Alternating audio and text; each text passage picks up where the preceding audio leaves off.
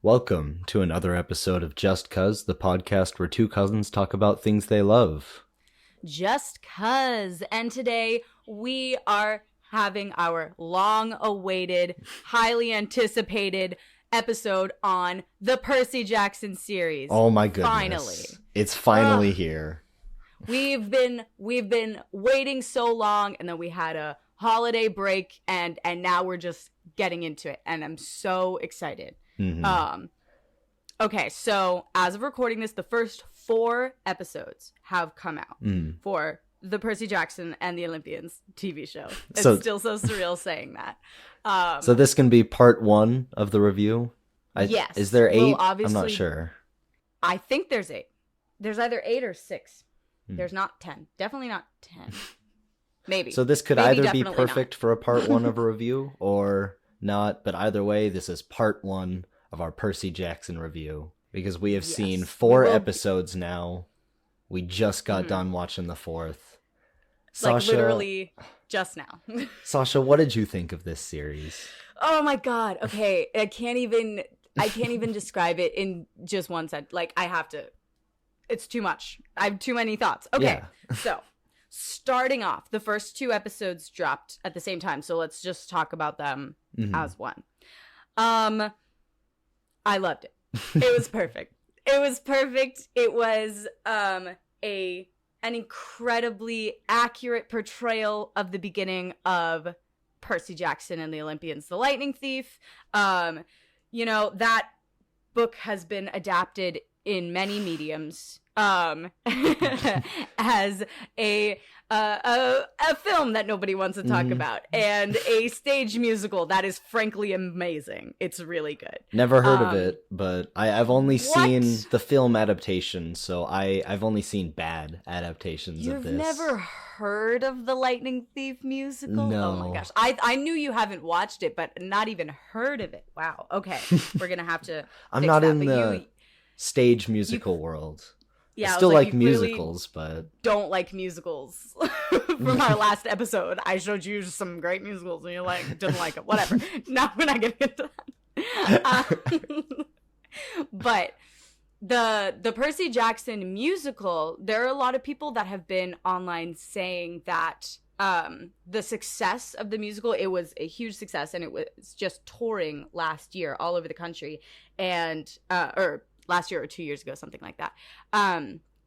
And part of the interest in getting a show made now has a lot to do with the popularity that was reignited by The Lightning Thief, the musical. I don't know if that's true. That's just what I've heard people saying. But if it is, that is a very interesting thing to me. I know behind the scenes, I think Rick Riordan was a part of the movie, but he very clearly had his name almost taken out of it entirely. And then this... Well, he wasn't a part of the movie. He sold them the rights, and then he thought he was going to be a part of it, and they sent him, the first few scripts that they were going to do, and he was like, no, change all this. He made sent a bunch of emails to him that he made public a few years ago, and he was like, no, change all of this. This sucks. And then they didn't. No, fuck you. So he was like, okay, I'm not going to see it. And I'm going to tell my fans that I don't like this movie, that I'm not going to see this movie. But yeah, that I don't like it, that I'm not going to see it. Not just for the marketing. He's front and center for all of this show. He's even in the first episode, which is so much fun. In the first episode? Yeah. Where was he? Okay, so... What? With the, when Percy and Grover go to see the principal, the person on the left is Rick Riordan. Really? Yeah. Oh my god, I didn't know that. I knew that there's a statue in Medusa's garden of him. Oh, is there? I didn't know that. Yeah. Oh my goodness. But I didn't know that he was in the principal scene. That's great. Yeah, I mean, just anyway, okay. Yeah, the fact that he's so front and center in the marketing of this show depicts how good it is, because I loved this show too.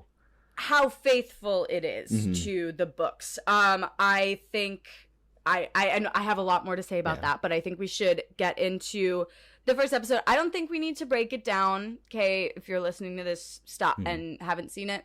stop and go watch the Percy Jackson show or stop listening. I don't care. But I mean, we spoil everything, but this show especially, go watch it. It's spectacular. Yeah. The first 2 episodes, they're so accurate to the book that it is it's not really worth going into it scene by scene, everything that happened. It is the beginning of The Lightning Thief. And that is it was very fun to see, and what I'm about to say next might seem like I'm saying something negative, but I'm not. But it seemed like the first 2 episodes were sort of lulling us into a quote-unquote false sense of security, because episode 3 comes along and then they start changing things. And adaptations are tricky, because you want to please the fans of the original material, in this case, the book, and you want to draw in new audiences, and you want to update it for the medium and for the times, and so they're tricky. There's always going to be someone who is unhappy with any change. Yeah. That being said, I like all the changes. Every single one. I think that the changes are very well thought out, knowing the Percy Jackson world, knowing the Lightning Thief backwards and forwards. The changes that are made, and we'll get into them, definitely, because I'm sure you have something to say about them. I have so many things. Yeah, but the changes that are made are ones that update it for the times, update it for the medium that is television, and they, most importantly, they reinforce the thematic through line of the entire Percy Jackson and the Olympians series. And that's really all that matters. It enhances the art. It shows that 20 years has passed since Rick wrote this book, and he didn't stop thinking about it. He has been thinking about it. And he has been thinking about, what would I change if I wrote that today? How could I make this better? How can I update this for stuff that I know now? Yeah. And I love him for that. And I love it. Okay. The exact thing that it reminds me of is Invincible, where the exact same writers and the exact same team got to retell this story with a decade or more of hindsight, and being able to, with your better self, that where you've learned so much more about how to tell a story circularly, where you know where it's going, even if you haven't read this story before, just by the thematic foreshadowing of everything, because there's so much foreshadowing in this show, and I love it. Just great. Everything about this show is incredible. And I was gonna wait to say this, but I feel like I don't want to jump the gun, but very rarely is there an adaptation that is better than the original work, and I think this is one of them. Ooh. Again, we haven't seen all of this first season. Yeah. But I'm not comfortable saying that until we see the whole thing. But I am, and books are just a different medium. Yeah. The joy of reading the Percy Jackson books is that you're inside Percy's head, and Percy is a sassy little bitch, and he is just like this fun guy who's like, well, this is crazy. Let me tell you about it.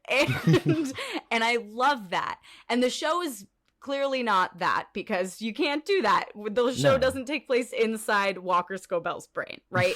So we don't want narration all the time. That wouldn't be fun. Right. Although that would be bad. Yeah, this show does start with the narration of him saying, like, I didn't want to be a demigod. As soon as he said that, I was like, no, fuck yeah. No, I'm sorry. He said, I didn't want to be a half-blood. It's the first line of the book, Max. I'm sorry. He says, look, I didn't want to be a half-blood. No, it's fine. I have a problem. But I think I finished the book like half a month ago at this point, but I've been just shoving down the rest of the Percy Jackson books, as we'll talk about later. But yeah, they're great.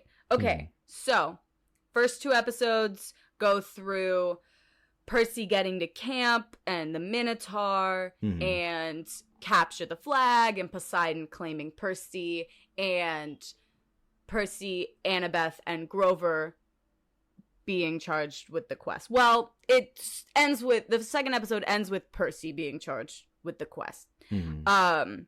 The quest to go to recover Zeus's master bolt from Hades. But really, because it's to save Percy's mom. That's, yes, Percy's like, I don't care about the bolt. I'm going for my mom. I don't give a shit. It's very clear about that, which I love. Some things I did love in these first couple episodes. We talked about the scene with the principal, but just the lighting on that, phenomenal. Oh, yeah, it was almost like sick. the three were gods or something. Just the way that everything was filmed. You know what it reminded me of? It reminded me of the Three Fates. And I was Yes. like, they're deciding Percy's fate at school. And they're the I was like, Rick, you thought about it. You think about everything. The cinematography in this was really, really good.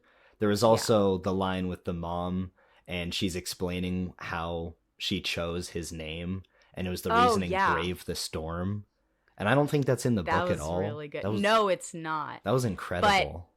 I have a feeling that it is, like, from Rick's own, like, personal why he named Percy that, because he's talked about it in interviews before. I don't exactly remember what he said, but yeah.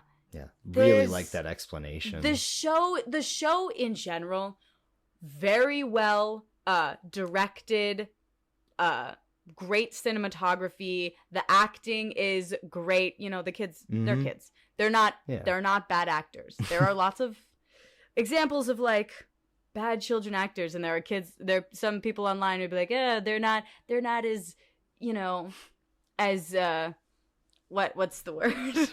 I don't even know. As Thespians. Energetic. I don't know. Energetic as the book character. I'm like, yeah, Really? they're kids. They're kids. I don't know what to tell you. I think like... they play it perfectly because they are children. I think it's great. And I wouldn't have it any other way. I think it's great. I think they're a great cast, and they were cast for a reason. Yeah. I think they have good chemistry. The one note I have about the casting, because I have no notes about their acting or anything like that, it's just the fact that Annabeth and Percy, their hair was switched, which honestly I don't even care about that. I just it doesn't have that it note. doesn't matter. We're gonna have the gray streaks in their hair, but it's gonna be switched. Yeah. It's gonna be great. It's gonna be fine. great. Like no one cares. And if you do, shut the fuck up. They are Percy, Annabeth, and Grover. As soon as I saw them, I was like, yep. They're so them. well realized. Yeah. It's just so much fun to watch them, because I'm watching them and I'm like, oh my god, it's them. This is so great. It just feels like the book come alive. Like there's no other way to put it. There were a few things in the first episode. Why didn't we get to see the Minotaur very much? Yeah, I think that was just hiding the CG, because it's But in the most recent episode, the CG was on point. That is true. Okay, we'll get back to it in a minute, but it was really freaking good. And I was like, come on. I know it's expensive. I know. But there are a few times this happens that I've noticed. It's especially expositional lines that they give to Grover, and he goes, like, he'll say something, he'll be like, or I guess this one was Percy, but Grover was like, that's the Minotaur. And then, oh no, that was Percy. He was like, is that the Minotaur? And then he's like, he's wearing tighty whities. And it was like, yeah, he said that because we can't see him, because we can't see the Minotaur at all. I was impressed that they gave the Minotaur the tighty whities. I loved it. I think So it's great. an anime reference. I'm not sure. No, it's not. No, it's a book reference. It's from the book. In the book, he was wearing tighty whities. No. But In the book, that's an anime reference to something. Is it? Yeah. Oh, I had no idea about that. But the first time we do see the Minotaur wearing tighty whities is not in that scene. It's on a Mythomagic card. It's on a Mythomagic card that Grover and Percy are playing with. And oh my gosh, when I saw that, did I freak out. I was so excited. Okay? We're being promised things just with that card showing up. They're being like, oh, he's a coming. Your favorite character, my favorite character. He's a coming. He's bringing his pack of Myth and Magic cards. He's gonna be a real D&D nerd before his life gets ruined. But you know. Oh goodness! It's gonna I'm be not ready sad. for season 3. We'll get there. God, don't even get me started. When this show, I'm not saying when this show, because I have faith. And the show is so good, it's gonna get a second season, and it's gonna go all the way to 5. I'm pretty sure season 2 is confirmed. Pretty confident. I don't think it is. I looked it up like 2 days ago. If it was confirmed within those 2 days, then I am wrong. But I looked it up 2 days ago, and it has not been confirmed yet. Damn it. But they have stated that they have been starting work on the scripts in case they do get picked up. Good. Because they better. I want to see 5 seasons. Yeah, which they should. There needs to be 5 seasons, and then they got to figure out something to do with Heroes of Olympus. Yep. I don't know how they'll do it, but they got it. But anyway, gosh, if this show gets to season 3, we're all gonna be crying so much. That would be the saddest one. How could this show not get renewed for season 2? I mean, come on. We need to see the Sea of Monsters done right. Mm-hmm. I'm looking at you, movie. You were a freaking train wreck. We need to see Sea of Monsters done right, so we can see Titan's Curse, so we can see Labyrinth. Finally, I need to see Nico. I need to see Nico. This has to happen. Okay, I need to see Thalia. I'm sorry, Thalia. Which. Okay, I've known that Rick always called her Thalia, but I never did, and nobody else did. Everyone called her Talia. If you say you called her Thalia, you're freaking lying. I'm sorry. Everyone called her Talia, and now the show is saying Thalia, and we all have to adjust. I don't even remember what I called her as a kid, but I'm pretty sure reading it now, I said Thalia. I have no idea why. But it's because I when I was growing up, I knew someone named Talia, and she spelled it like that. Really? And it was Talia, yeah. It's not Thalia. Okay, just in my head. But you know what? It is Thalia now in the show. So I have to get the show is canon. This is real now. Of course it is. But I have to get used to that. Anyway, what was I saying? What was I talking about? I don't even remember. What? We were talking about season 3, but we need to go back to talking about season 1. Season 1 first. I mean, yeah, the first 2 episodes, loved Grover getting him kicked out and the deep character dynamics with that. Yes, because it was playing much more like wanting to examine the bond between Percy and Grover, I thought, and was creating a more dynamic friendship for them, because I'm like, this is really interesting. Yeah. The book is obviously very good, but it doesn't always go super in depth into the relationship, like the friendship relationships. I mean, the only thing we get into is Percy's deep relationships, because we're just in Percy's head, whereas now we get a like bird's eye view of everyone, and it's fantastic. Right. Yeah. No, it's so great. There was, what was the thing? They slightly changed the capture the flag scene. And I really liked that Annabeth pushed Percy into the water instead of Percy just happened to fall into some water, you know. I kept waiting for it because they were fighting next to the beach, and I was like, when's he gonna get pushed into the water? Is he gonna accidentally fall into the water? But no, he gets, Annabeth is like, I know what's going on here, and pushes him into the water. And that's so Annabeth. That's great. I loved it. All of the little nuances of the character is just fantastic. Even the moment that, I don't know how, I think the actor's name is Walker Scobell, but he's such a fantastic martial artist in the fight scenes where it doesn't look like he's very good at fighting, and then as soon as he gets to just near the water, he just like kicks it up. And even I cannot wait to see some of the fights later. I mean, no Oh, spoilers. gosh. We might spoil it later, but there's No, one that's a big spoiler. fight. No, I don't care. The Ares fight. Yeah. We all know what I we're talking want to see about. the I don't Ares care. fight so I'm bad. so pumped. Oh my god. They've been talking about it in interviews. I've been watching children doing interviews. But they were talking about it in one of the interviews or something, and they were saying that was one of their favorite days on set, filming the Ares fight. And I was like, oh yes, I'm so excited. I want to see it. There was what was the other thing? There was something else I wanted to mention before we move on. There was a little scene with Grover going to talk to the Council of Cloven Elders. We don't know the name of that yet in the show. And then he meets a tree nymph. Is that his mom? Are we meeting Grover's mom? Okay, I had a question about her because I had the note that says, does Grover meet Juniper? Because that can't be his girlfriend. No, that can't be his girlfriend. No, that's crazy. No. Well, because at first I was like, are we going to meet Juniper? But then I was like, oh no, that's a grown-ass woman. Yeah. I think because satyrs come from because they showed it. The only reason that I know this is because of Heroes of Olympus, because Coach Hedge has a child with a nymph, and their child is a satyr because it's a boy, and he said that if it was a girl, it would have been a nymph. Huh.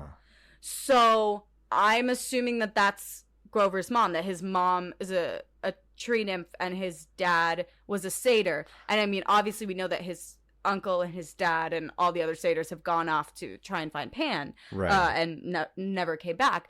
But I always wondered what happened to Grover's mom. I was like, why don't we ever talk about her? So maybe this is Grover's mom. Yeah. It very well could be. I bet you it is. That would be sick. That's awesome. I mean, there's also, before we move on, the Mr. Dionysus, played by Jason Mantzoukas. I Fantastic. love Jason Mantzoukas in anything. But I did have my apprehensions when I saw that he was going to be Dionysus. I was like, oh my gosh, this is going to be so fun. And then I was like, wait, he's not going to play him like crazy, is he? like a little madness is good because he's Dionysus, but he scales it back. I really liked it. I really liked him in it. He had the perfect amount of menace and hatred for children. Yes. And I can help you, son. Just fuckery that Dionysus is known for. It was great. He was just perfect. Yeah, the one every time I see him, when I rewatched the episode a few times, and I keep seeing him, and I keep thinking of his line from the musical, from his song in the musical, where he goes, "But you shouldn't take relationship advice from me. I'm literally the god of alcohol." He's also the god of fertility, so... Yeah, that's weird. I mean, it makes sense. Is he the god of fertility? I gotta look that up and make sure. I thought Artemis was, like, both the god of maidenhood and fertility. And I was like, that's weird. Isn't that, like, opposed to things? But maybe I'm wrong. I know that Hera is the goddess of marriage, but I don't think that includes fertility. It says originally he was, but then later he was just chiefly known as the wine and pleasure guy. Yeah. Wine, madness, pleasure. Which makes sense. Bacchian dude. I also have I had two final notes, and that's the line, "I'm Sally Jackson's son." Walker kills it. Oh. Love that. Oh, love that. That also reminds me of a bit from the musical when I'm sorry, but I'm referencing it. They're doing like the campfire songs, right? And everyone's singing about how much they hate their godly parent, and and then they're like, "Percy, give it a try," and it's before he's claimed by Poseidon, so he doesn't know who his dad is, and so he starts singing about his mom, and I was like, oh. It reminded me of that. It's very good.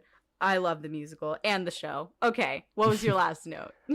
I have a guess as to who's the voice in his dreams.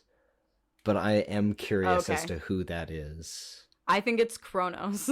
Really? Who do you think it is? I would assume that it was Hades, but Kronos is more likely or just as likely. Well, because Hades isn't actually the bad... Oh, sorry. Spoilers. Hades isn't Spoilers. actually the bad guy of this book.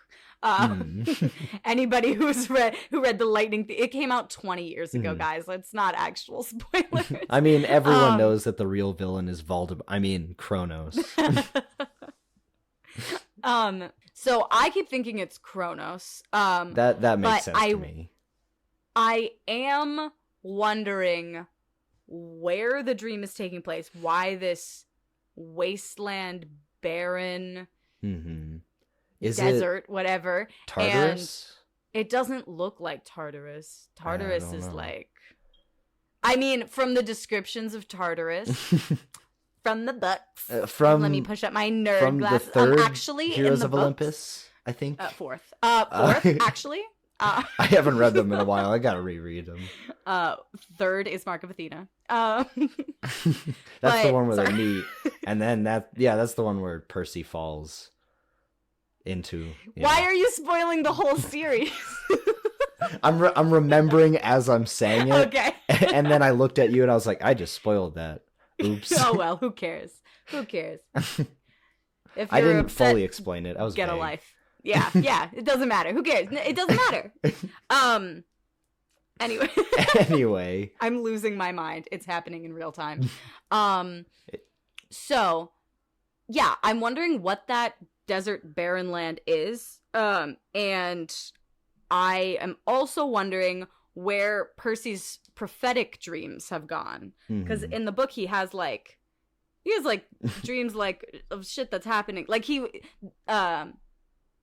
dreams like of things that are happening in real time. Like he's watching the earth and the sky fight each other, and he's like, oh, that's Zeus and Poseidon fighting. And I remember in one of the books, he just straight up dreams that he's seeing the villain talk to his underlings, and it's just him actually seeing it. That's this book. That's the first book. Oh, I was talking about the fifth. I think. But does that happen in I think this that one? happens in. It happens in every book, I think. Yeah. Percy always has prophetic dreams, but yeah, it's just something that happens to demigods or half. He also has like flashback dreams, like in Titan's Curse. He sees all of Zoe's story in his dreams. Oh my god, like, I can't wait to see that. Her whole history, and I'm like, that's sick. But yeah, I don't know. Hopefully we'll get to see more of the dream world. There's one dream towards the end of The Lightning Thief that I'm looking forward to. So hopefully that one will be included. I'm not even sure which one that could be. It's it's the one where he's like in a classroom with Thalia. Oh. And then she like yells at him, and then he falls into right next to the pit of Tartarus and hears someone talking to someone who we assume is Kronos. Yes. Now I remember. Anyway. Loved Clarice. Loved Luke. Loved Chiron. Yes. Everyone is great. Oh, Chris Rodriguez is there. He's just hanging around Fun to Luke. see him. And I was like, the first episode I was looking, or the second episode, I guess, and I was like, is that Chris Rodriguez? And I was like, excuse me? I did not think we would be seeing Chris Rodriguez. And then in the credits, it was like this actor's name as Chris, and I was like, I freaking knew it. He originally, in the books, he doesn't show up until Battle of the Labyrinth, so that was fun. The only thing that I knew of Chris being in this show was there was some promotional material where the actor like posted something, and I was like, oh, sweet. He's already in this show. They're already casting actors that are going to be in all of this, hopefully. Yeah. That's cool. I did not know that. But let's move on to episode 2, because episode 2 begins... Or episode... 3, sorry, episode 3. Episode 3 begins with Percy going up to see the Oracle of Delphi. Delphi? Which is it? Which Delphi? I always said Delphi, but it could be either. Okay. Who Same knows? with Oracle Talia of Delphi. Thalia. Doesn't matter. Yeah, who cares? And then it takes the form of Smelly Gabe, which I thought was hilarious. That was perfect. Yeah. It does that in the book too, but I always forget that. Like, I genuinely always block that out of my mind. I had no idea, or I just didn't remember. Like, it was blocked out of my mind too. Yeah. So when Gabe came up, I was like, oh, what the hell, Gabe? I mean, for some reason, this interpretation of Gabe was kind of fun to see on screen. Yeah, that's what I wanted to see. Gabe, they've really toned down his, I'm gonna say it, domestic abuse. Yes. And at least what we've seen so far. And they have given Sally a lot more agency, which I love. But the thing I'm kind of worried about is Sally's arc in the first book, The Lightning Thief. Her arc, she doesn't have a huge arc because she's not in much of the book. But she doesn't have a lot of agency, and then at the end of the book, she decides, Percy's like, you don't have to stay with him for me, I'll be fine. And Sally says, you know what, and Percy's like, let me get rid of him for you, let me fix it for you. And she said, no, I need to do this by myself. Right. And, you know, it's a real girl boss moment where her abusive husband is, let's say, goes on a trip. A one-way trip. He's shocked and petrified. Yeah. No, it's great. Sally murders her husband and then sells his body as an art piece for a lot of money. And it's better than what happened to Umbridge. Fun. So it's one of my favorite plot points. I'm like, oh, this is a kid's book. Okay. Oh, and then randomly she killed her husband at the end and sold him for a bunch of money. Now she has a new apartment and is writing a book. Fantastic. Yeah. But that makes me wonder what's gonna happen, because if he's not abusive or like, it doesn't look like their relationship is healthy in the show, but it also doesn't look like he is, you know, the same Gabe Ugliano from the book. So if she kills him the same way that she did in the book, that won't put Sally in a great light in our heads. I don't think they can. So either they got to make Gabe real bad real fast, or he's not gonna die, which sucks. I would like to see him on later seasons, because, like I said, he's fun to see, even though he's still an asshole. No, if he's around, then we can't have Paul. Oh, we can still have Paul. Paul Blowfish. But also, the whole crew, I was figuring out a name to call them, the gang, but they're about to... Percy, Annabeth, and Grover. Oh, I was like, what are we talking about? They're about to be wanted, so maybe Gabe will do some dumb stuff. Yeah. Well, let's cross our fingers. Yeah, so that he can be turned to stone and be sold by the end. I just really want to see that realized. That would be so funny. I mean, the movie kind of did it, but it wasn't the same in the movie. Percy put it in the fridge, and then he put a do not open note on the fridge. Like, clearly not. It's like dead dove do not eat. It was like clearly not wanting to kill Gabe. But then he saw Medusa's head, and I was like, no, I want murder. You know, as a PG version of it, that could actually work as just the movie version, even though it's not as good. No, I don't want that. I'd rather they not kill him. It's like changing it. I don't want anything resembling the movie. That is fair. But it's like changing it so that Han Solo doesn't shoot Greedo, so that everyone can be a hero. We don't need everyone to be a hero. Which is bullshit. Yeah, Han shot first. Everybody knows it. That's in his character. I don't like that. Rewrite Sometimes we can root for murderers. It's okay. Yeah. Anyway, with so episode 3. Yes, with episode 3, I started having the thought that we haven't seen nearly enough Luke. And then as soon as I had that thought, we had a scene with Luke and Percy alone. And Luke is that, I think that's where he gives him the shoes, but they just have some great dialogue between each other.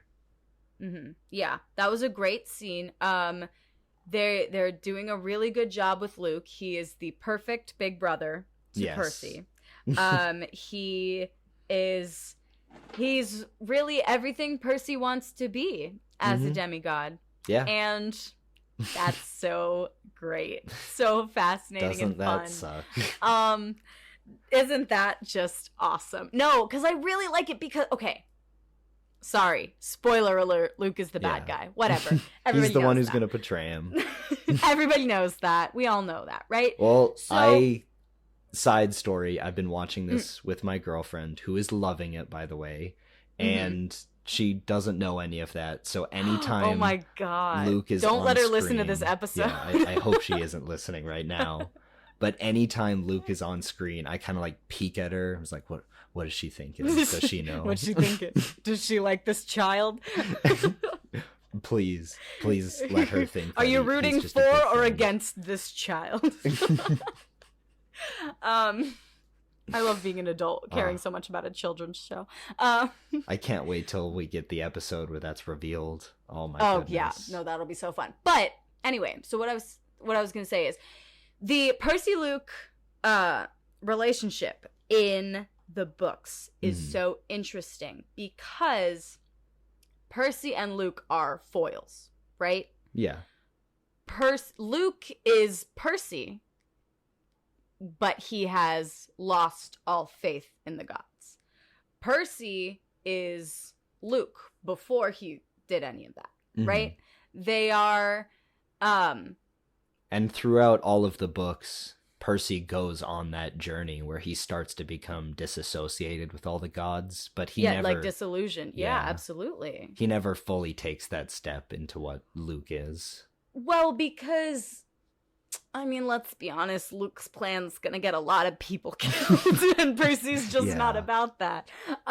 What is it? Percy's one biggest flaw is that he has to save everyone. It's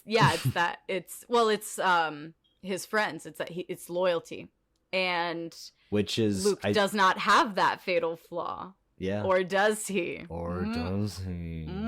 We'll see. We'll see, folks. We'll see in like 10 years. But the thing about Percy and Luke being foils is that they have lots of congruent thoughts about the world and about the gods and about how things are unfair for them.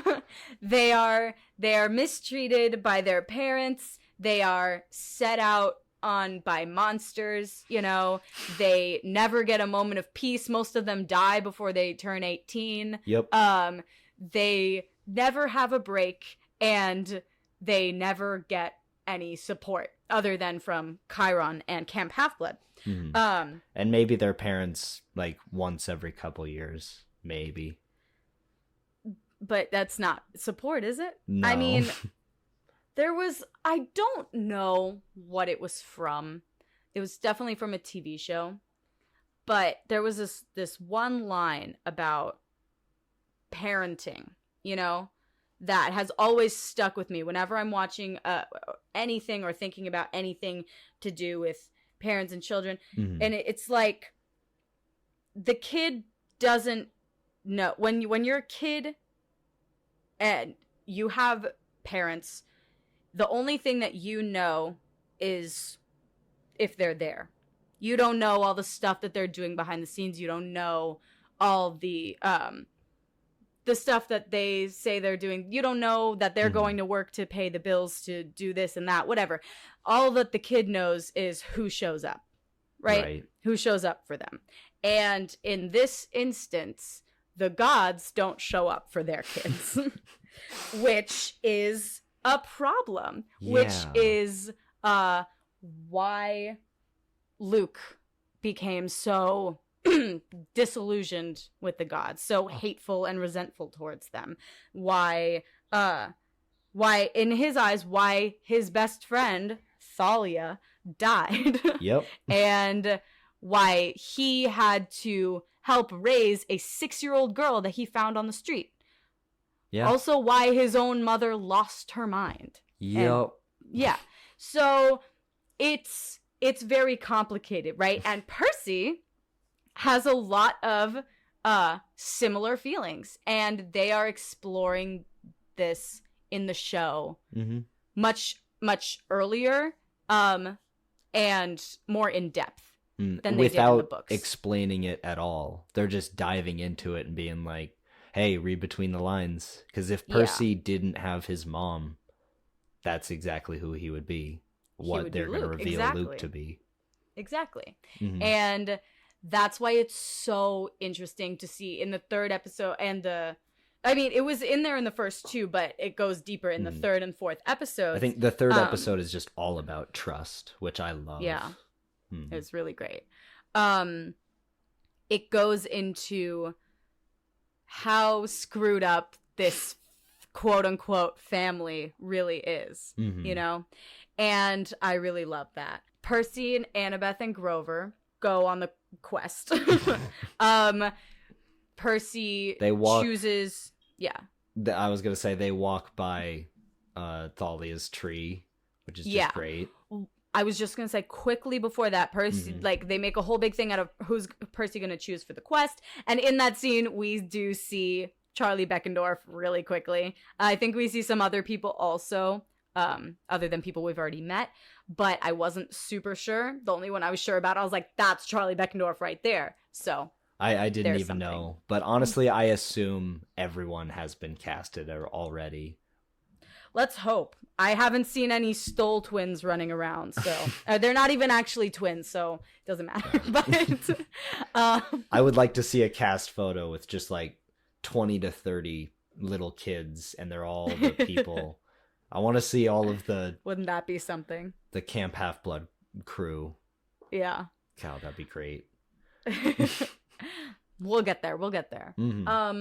So they go on the quest. Their bus gets torn up by Alecto and her sister, but not all 3 of them. Interestingly, there was only 2 Furies on the bus. Does that mean there's still one left? Yeah. Okay. I don't know where she is, but also we know that the Furies reconstitute incredibly quickly because of their ties to Hades. Yes. Not all monsters reconstitute that quickly. And Alecto was played by Megan Mullally, who is Ron Swanson's crazy wife, or crazy ex. Well, in real life, the two of them are married. For real. Nick Offerman and Megan Mullally. Absolute 2 excellent actors. And Megan Mullally is a great Alecto. I think she does a great job. She's also Karen from Will and Grace, for anyone out there who cares. I have not seen Will and Grace. But yeah, what's it called? Yes, then they go into the woods in New Jersey, and Percy and Annabeth bicker. So fun. I love to see that. Then they turn up at Medusa's. After some arguments, they go to Medusa's. Yeah. Unlike in the books, they know immediately this is Medusa's house. There are no pretenses here. And Alecto has followed them to Medusa's house, which was interesting. And this is a very different take on Medusa than in the books. And this is why I said it seemed like they were trying to lull us into a false sense of security. Not in a bad way. They were being like, you know what? We're going to take good care of the show. We love the material. Here's the first 2 episodes. They're perfect. They are exactly what you want them to be. Now, it's been 20 years. We're going to change a few things. Because, you know, in modern discussions of, what's it called? Greek mythology? And of Medusa, you know, people are like, hey, Medusa got a pretty raw deal, you know? She was seduced, maybe consensually, maybe not consensually, by a god. Pretty sure it's not. And Pretty sure Poseidon R-worded her. Yeah. Not cool. Well, you know what? It's a myth. It's not real. But I don't know if in this version that's what happened. I think there are some subtle words that are used that might indicate that is the case. Like calling Poseidon a monster and Medusa calling herself a survivor. So that could be the case, which, you know, good for them taking that opportunity to talk about that, because I mean, not really talk about it. It's a kid show. They're not going to go into it, but to recognize that they touched on it. This myth that has been perpetuated over thousands of years or whatever is built on the ostracization and I don't know, denigration of a woman who didn't really do anything wrong in her story. Even like I don't really know the myth of Perseus killing Medusa that well, but didn't she like not do anything? Wasn't she just like hanging around? Pretty confident, yeah. She was just minding living her own life. Business. And Percy was like, I'm the hero, I'm gonna kill the monster, hiya! Yeah. It's like, I'm gonna free this land from this monster's rule. And she was like, I just have a house. I'm not really doing anything. Can you just leave me alone, please? Yeah. It's like, because Athena's the one who turned Medusa into this monster. That from Greek mythology. That's the truth. And she didn't just turn her into a monster. She turned her two sisters who had nothing to do with anything into the monsters too. I didn't know that. I think in the because in Greek mythology everything comes in threes, right? Of course. But I think there was one version of the myth where they were like, oh, Medusa's sisters helped her and Poseidon sneak into Athena's temple to bang. But I don't know if that's true. And if it's like, if it was a non-consensual situation, I do not see her sisters doing that. So I don't know. Whatever. It's not real. Yeah. It's icky either way. Yes. But the episode was fascinating. First of all, Medusa, great. Oh my goodness. So great. I loved it. What's her name? What's the actress? The actress. I forget. I have I gotta look that up. I am not looking up anything. Is it Jessica Parker Kennedy? I got the cast in front of me. I have no think idea. That I don't might be think her. so. I don't think so. Hold on. But the camera work on her and the way that actress just sells it, everything about Medusa, I'd say more so before she takes the hat off, less so afterward, but it is really, really incredible. I was so stunned with how well they adapted her into this TV show. No, they did a really, really good job. And they changed, obviously, because they know it's Medusa. They changed the way that the scene went. And we still got the action. But yeah, but they also changed the way they killed Medusa, which I thought was very interesting. Because instead of like I think he uses a mirror. Well, yeah, no, he does what Perseus did in the myth. And instead of doing the same thing, they use Annabeth's invisibility cap, which is such a great tool that they don't use enough, in my opinion. That's so clever for that so specific problem. Like, that's it's great. Perfect. And then they also took the head outside and then killed Electo with it. And I was like, brilliant. Y'all Make sure it's pointing the right way when you take the hat off. Right. Don't take the hat off having it pointed at yourself. That would suck. And then I think somewhere along the way it was revealed that Percy chose Annabeth because he assumed that they would never be friends. Oh my god, that Hate was that my for favorite the- moment. That was my favorite Yeah. moment of the episode. He was like, I chose you, Grover, because I trust you so much. And I chose her because I never thought that we would be friends. And I was like, oh, honey, you're so cute. I hate that for you guys, but also I love it because I know what's gonna happen. Oh, I It's can't like, wait. Oh, that's so cute. You don't think you'll ever be friends. Okay, have fun falling into Tartarus, by the way. Have fun literally never forgetting her, even though you forget everything else. Oh my god, yeah. Have fun literally wanting to never be separated from her again and diving into super hell. Yeah. Oh, God, I it's hope so- we see it's that in live It action. Oh has my to God. happen. It's so But I good. also had one last note for episode 3, and that Mm-hmm. is I had the thought, and I never kind of had this in my head when I was reading the books, because it was kids' books, and I shouldn't have had this when I was watching the show, because it's a kid's show. But I assumed that there should be an adult on this trip, because this is a really serious thing. They need someone responsible. And then I No. remembered that they said in episode 2, Grover's like 24 years old. He is No, the they adult didn't- on this adventure. They didn't say that in episode 2, though. Did Was they? that episode No. 1? They No, definitely said they that. only said it in the book. No, that was definitely said in the show. In the car, Grover Really? said that.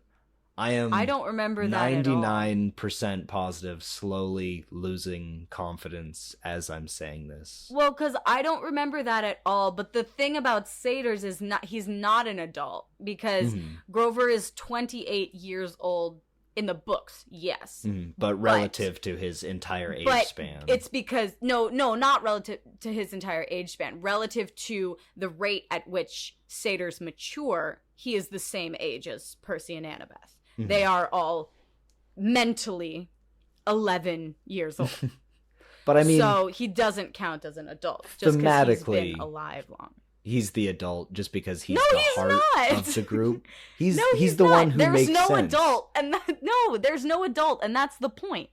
First, Annabeth makes sense. Annabeth is smart and wise. Well, and Annabeth is the is Hermione in charge who and makes solves lots everything. of decisions. Yeah. But no, the point is that there's no adults. The point is that they're 3 kids and they're forced to go out and do this while a bunch of monsters hunt them, and their parents, who are literal gods, don't help them. That's the They point. pout and throw petty fits between each other. Which, yeah, you're right. I think it's realized really well. Mhm. And I get it, like, watching it, you're like, oh, they need to have an adult with them because you're a decent person, and you're like, oh, these are 3 11-year-old children having to fight a bunch of monsters and traveling across country. No, okay, I wouldn't let my child do that. Yeah, because you're a decent person. Yeah, and Percy gets poisoned in the 4th episode, and after a while Yeah. I'm like, oh shoot, man, are you okay? Go lie down in the water or something. Okay, well, that's a perfect segue to episode 4, which Yes. we just watched. Mhm. So right off the bat, my friend told me that there would be a pink poodle in this episode, and I don't know where she got that idea because there wasn't one. No. Because in the book, they get the money for the train ticket because they left all their stuff in the bus that exploded. They don't have any money. They got the money. They found this lost poodle who was dyed pink, and they returned it. And Grover could speak to it because it's an animal. And Right. they returned it to a rich family who had lost the dog and got the money to buy their train tickets to St. Louis.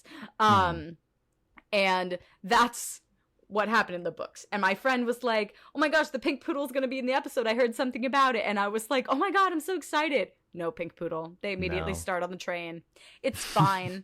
It's fine. The only reason I was excited It was she still a told- good episode, but it would have Yes. been better with a pink poodle.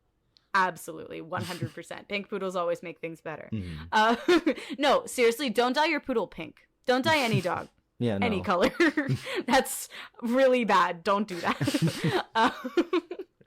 Anyway. The more you know. So this episode also made a lot of changes to the specific sideline story on their quest, but it didn't make any structural overarching changes. And that's the thing that I really like about the adaptation changes that they're making. Right. They're not going, you can see that they're not going to affect the outcome of the story in the long run, but they are thematically building blocks. They're thematic building blocks to we're still the pinnacle of the series, the climax. Yeah, we're still and, leading it's to the very, same point. Yeah. And it's very rich in I don't know, what's another word for theme? I've been saying that too much. It's just rich in richness. Meaning. I don't know. Smart stuff. Yes. Yeah, I don't have much to say about this 4th episode, mainly because we just got finished watching it, other than the special effects. Oh my god. Really good. Really good. Incredible. I have a lot to say. I loved that at first I was confused that Echidna and the Chimera met up with Percy and Annabeth and Grover on the train and not on the St. Louis Arch, just randomly. But it made a lot more sense. Personally, I've always wondered that they were running to the arch. Yeah, as a temple to Athena, which, because I've always loved that. And I was like, in the book, I was like, yeah, you guys are on a really, really important quest and you're on this train and it's really time sensitive and you only have like a week, but Annabeth really wants to see the St. Louis Arch, so we're going to get off and do some sightseeing. And I'm like, no, guys, that's a bad idea. We don't have time. But no, we're running like to it so that we can get help. Right. And that made a lot more sense. They're like, I know, honey, Annabeth, I know you love architecture, but that was not a smart move. In every season or in every book, they have to go to one landmark. Yes, because Annabeth loves architecture. Wait, what was the one in Sea of Monsters? Was there one in Sea of Monsters? I'm trying to remember. I just remember them going to the Hoover Dam and them saying "damn" a lot in the third one. Yeah, that's the damn joke. I love it. Oh, I saw this one post on TikTok that was so great, and I really hope that this becomes a reality eventually. And they were like, so Percy and Annabeth need to start singing that their what is that song? Yeah, what Consensus, that's it. The Consensus song. Percy and Annabeth need to sing the Consensus song on board the Argo 2. Oh my god, yes. When Percy and Jason are fighting for control, Annabeth can just go, oh golly. And then everyone has to join in and sing. Oh my god, because they were like Grover and Percy have the damn joke. That's their inside joke. Percy and Annabeth need an inside joke. And I was like, if we ever got to that part, if we got 8 years from now, 8 seasons later, right? And they're on board the Argo 2, and Jason's got his lightning horse, and Percy's got blackjack, and they're fighting, and then Annabeth will go, no, absolutely not. Consensus, guys. That would be so good. I would never recover from that. Also, side note, just because you mentioned him, we see Blackjack. Awesome. I saw that and I was like, is that Blackjack? It has to be. Because we also saw, so in the first episode, right, when Percy's a child, is that what you're talking about? Yeah. Because there's also an all-black Pegasus that Grover is scooping the poop from. That might have also been Blackjack. Because I'm like, if that's Blackjack, the only way that could be Blackjack is if when Luke leaves Camp Half-Blood, he steals Blackjack. And then Percy will later liberate him. From whatever camp. Yes. I don't even remember. From the cruise ship the Andromeda 2 cruise ship that Luke operates out of. But, you know, there's been lots of reprints of Percy Jackson and the Sea of Monsters, right? And Rick has never fixed the fact that Blackjack was referred to with female pronouns in the first, in Sea of Monsters, but then Titan's Curse and after, always male pronouns. So I was like, okay. Do we have a little trans Pegasus going on here? What's happening? I was like, Percy, it's not because Percy just thinks Blackjack is a girl. Percy says in that book, I can hear her thoughts. Yeah. I know I can speak horse.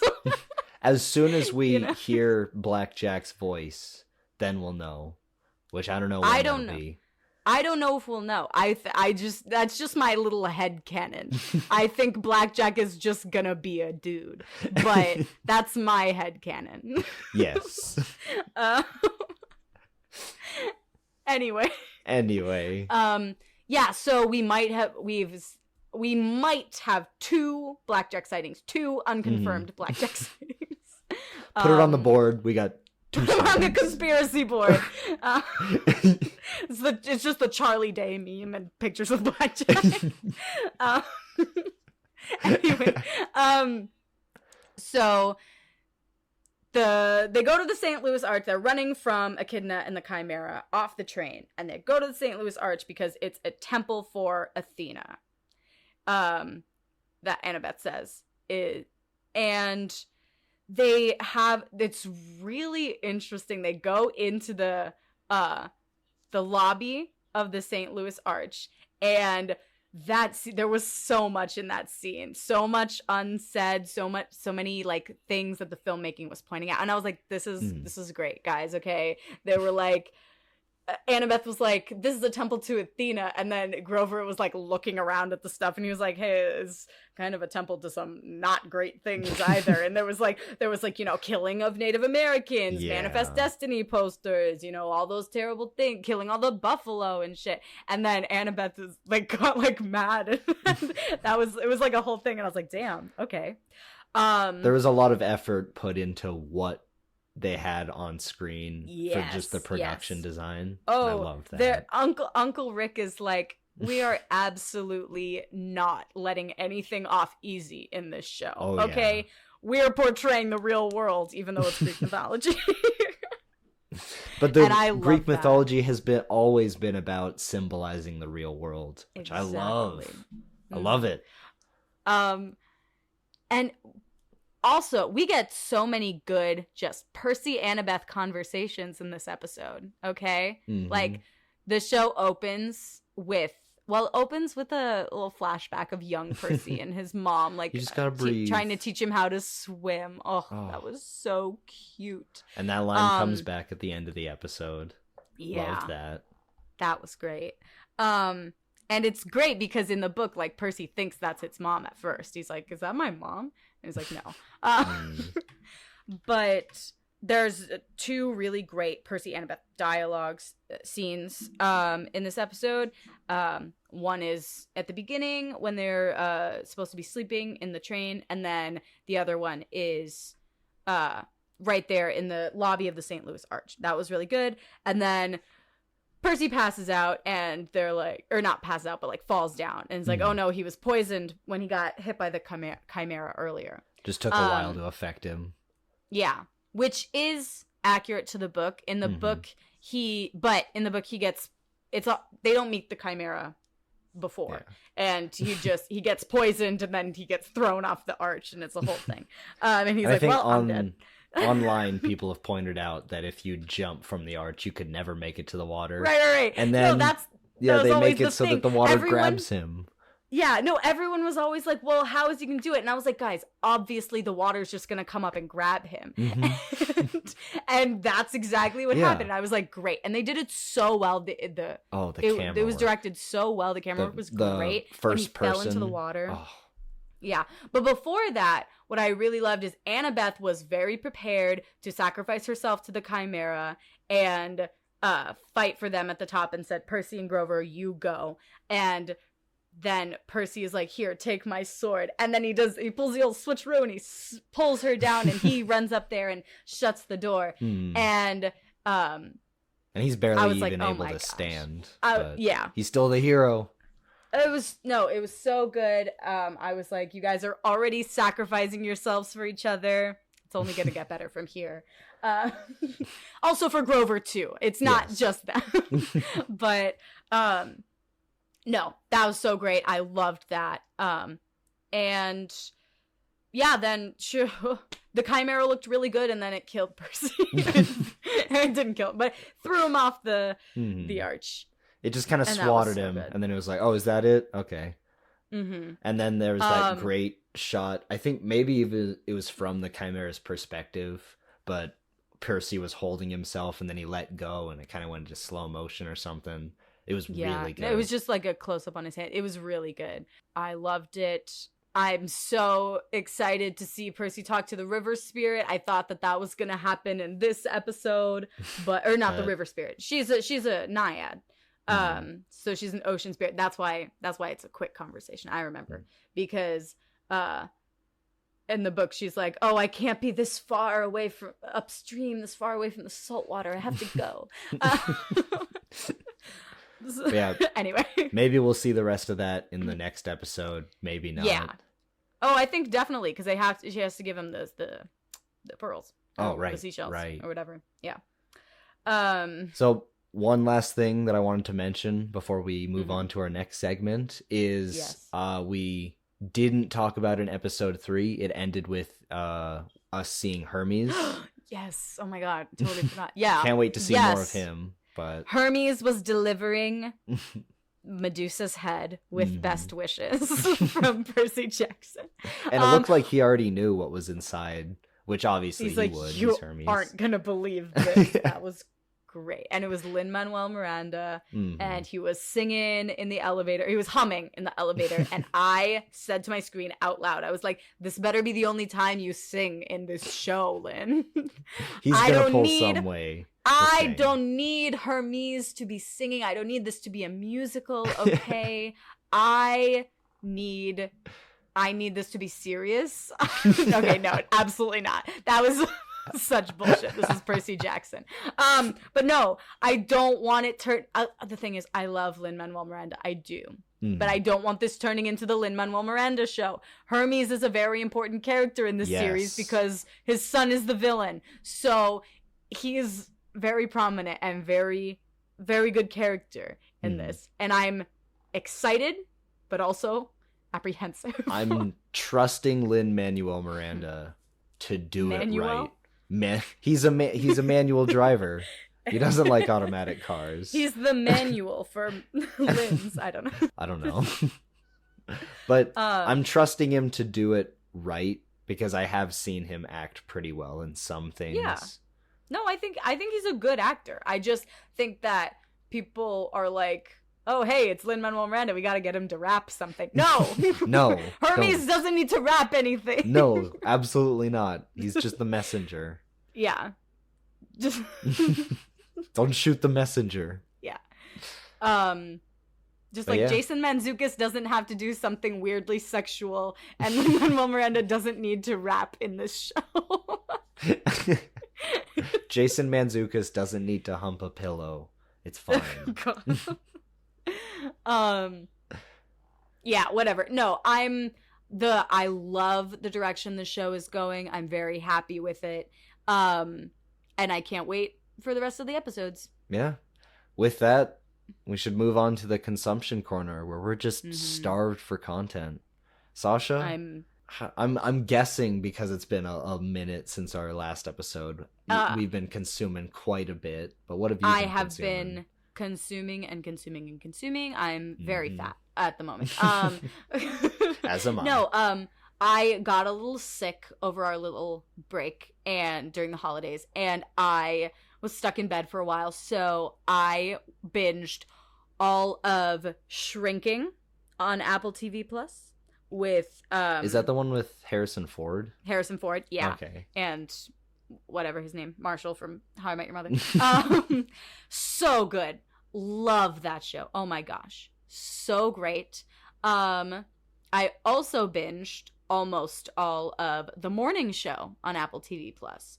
And what I discovered is Apple TV Plus shows are really good, and Apple people have been TV Plus sleeping on them. is consistently good, which is surprising. It's really consistently good, yeah, because Ted Lasso's from there, Lessons in Chemistry is on there, Severance is on there. I freaking love Severance. Oh my, like, so good. Yeah. They I don't think they know how to market their shows very well, and that's a lie. I didn't think that. I heard that from someone else.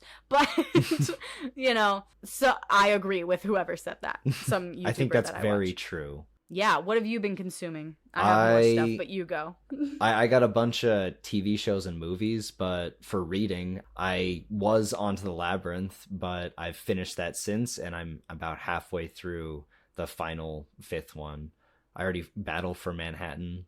I don't know, what is it called? The Last Olympian. The Last Olympian. I never. Well, that's right, because Hearth, or whatever her name is the Last Olympian. Hestia. She is the Hearth. She's the goddess of the hearth. Yeah. Hearth, whatever. Hearth or Hearth. I don't know. I haven't read that one yet because I took a fat pause after Battle of the Labyrinth and I read that dragon book. And I finished it, and now I'm reading the second one, and I'm almost done with the second one.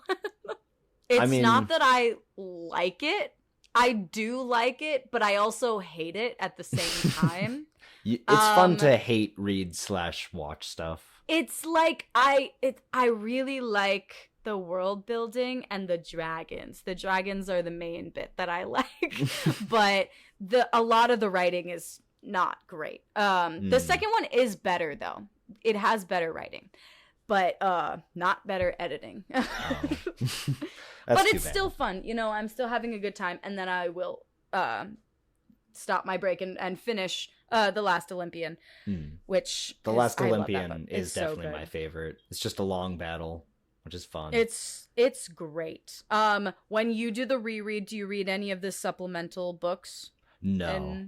In the middle? Oh, I always try to, because I don't know the order for them exactly, but there's like in the first series there's like the Demigod Diaries and the Camp Half-Blood Files. I have read both of those because I think my sister had copies of both, and I just kind of stole it from her. Well, they're at my mom's house. Go get them. You can borrow them. Awesome.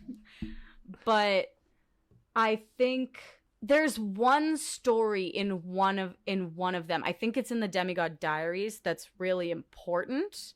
I think it's the only story that's actually important for like the rest of the series. But it's Percy, Nico, and Thalia go and fight the Titan Iapetus. And he falls into the river Lethe. And that does come back. And he becomes Bob, which is very important for subsequent books. Yes. So I always try to read that story in the middle because I think it's between Battle of the Labyrinth and The Last Olympian. That makes sense. Because they're pretty older in that one. Yeah. And it's because there's a whole year in between those books, and it's not like they were doing nothing the whole time. So but I have also been reading quite a few comics. One that I'll mention is Divinity, because it is really, really incredible. It's about this astronaut that goes to space, and he comes back around 20 years later, and somewhere along the way he becomes this Dr. Manhattan omnipotent being. Really fun. I would have liked it a lot more if the main character looked, I don't know if cooler is the right word, but he looked pretty dumb. He had a big old Yondu style fin on his head, like he was a cosmonaut. But it was a great comic. That's cool. I also watched a live action anime, mainly because there was a clip of it going viral a few weeks ago. Is it One Piece? No. Although I tried to watch One Piece and I couldn't get into it, which was why I was so surprised that I binged this show all in one sitting, and that's Yu Yu Hakusho.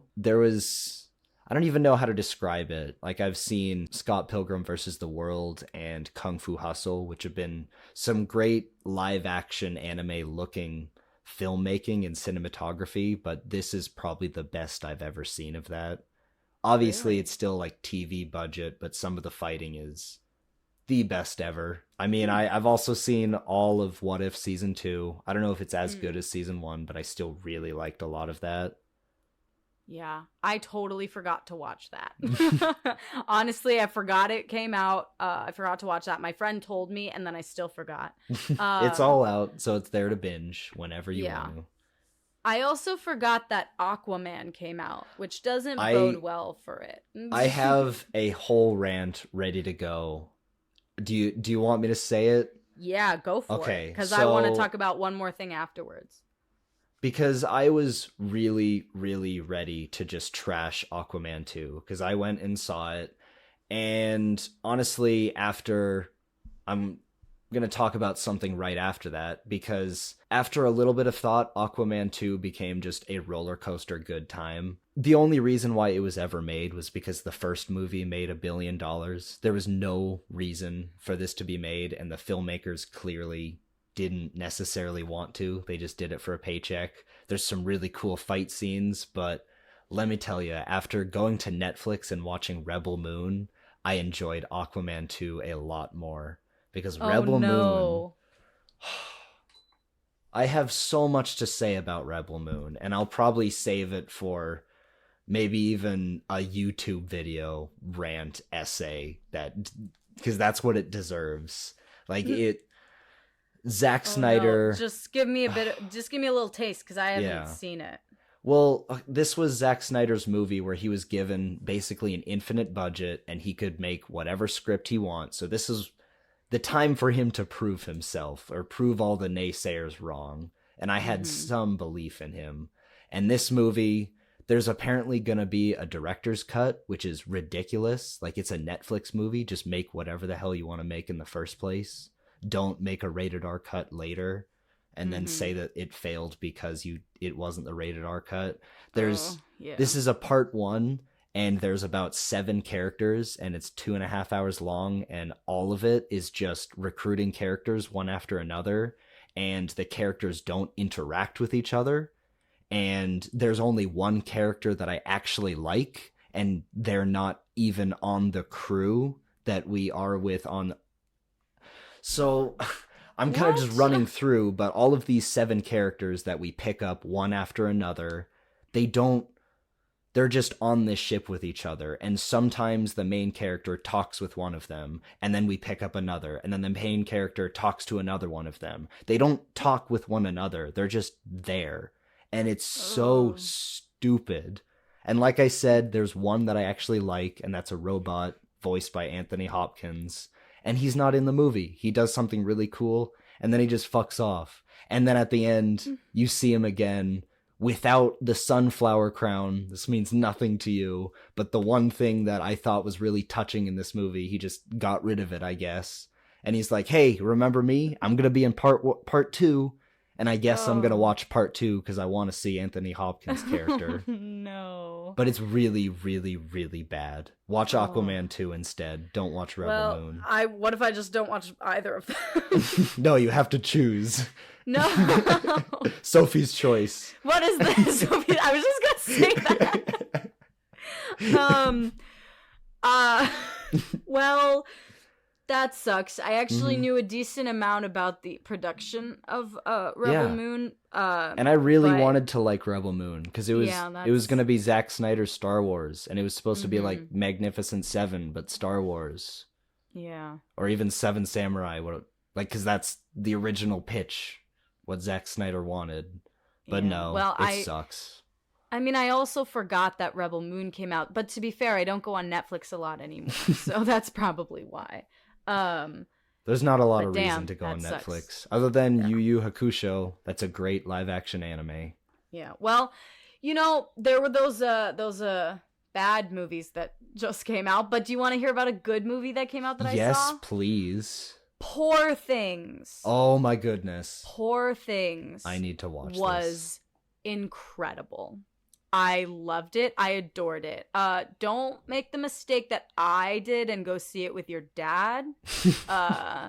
because there's really an unreasonable amount of sex in this movie. Honestly, which I did not know going in. I assumed this movie was kind of set in the real world, and then somewhere along in the trailer I saw Willem Dafoe with the Frankenstein face, and I was like, what in the actual hell is going on? So I know nothing about this movie. It's super not set in the real world. It's awesome. It's so good. And I thought that it was just a brilliant look at like, oh, I didn't even know how to say it and give it enough props, but it was just a brilliant dive into the evolution of not the evolution, I think like the growth of this person and female autonomy and how the world and society that we live in tries to strip you of it. And it's all about learning and growth and change, and it's so excellent. I just adored it. I can't wait to watch it. I can't wait for, what is it, Emma Stone? I'm pretty sure it is. Emma Stone, yeah. She looks so different in the movie. That's why I questioned it, because I can't wait for her to just blow me away. Yeah, I heard in like interviews and stuff that she really like threw her whole self into this role, and it's like it's a lot, like it's very bodily acting, and not because of the sex scenes that I was talking about, because of her character is not very standard, normal, human-esque. I mean, she's human, but it's interesting. Go see it. Yeah, go watch it. I like I said, I did see it with my dad, and I will be honest, my dad hated it. But he's misogynist, so that's I'm assuming the red flag. Your dad didn't it's like good. He didn't like Barbie either, so he doesn't like really good movies. So the misogynists don't like it, so that's a green flag for me. So it's a really, really great film, I thought. I will do some honorable mentions that I haven't seen, but I've heard really, really good things about. What is it? Is it All of Us Strangers, the new movie? I haven't even heard of that. That's what it's called, with Andrew Scott. I always mix them up. There's Adam Scott and there's Andrew Scott. Adam Scott is from Severance, and Andrew Scott is Moriarty from Sherlock, and the priest in Fleabag. But he's also in this movie, and I've heard some really, really good things about it. I'm going to see it very soon, so I will report back if it is, in fact, good. Awesome. I've also heard American Fiction is very funny, the new comedy that's out right now. So those are my honorable mentions. Yeah. I think in the next week or so, I'm going to go see the horror movie Night Swim, because I've heard it's okay at best. And sometimes you just want to watch an okay horror movie, you know? I get that, yeah. You know what I haven't watched? Saltburn. Oh my goodness. I've heard so much about it. I've heard so much, and I'm scared. I'm scared to watch it. Everybody says it's a mistake. But right before I watched the episode of the new Percy Jackson episode, I saw a TikTok of the guy who plays Grover, and he was like, my friend forced me to watch Saltburn, and then he was just like horrified, and I was like, I don't want to watch it. Oh no. Oh my goodness. All right. Well. Yeah. With that, this has been a podcast that legitimizes ADHD, which is just fantastic.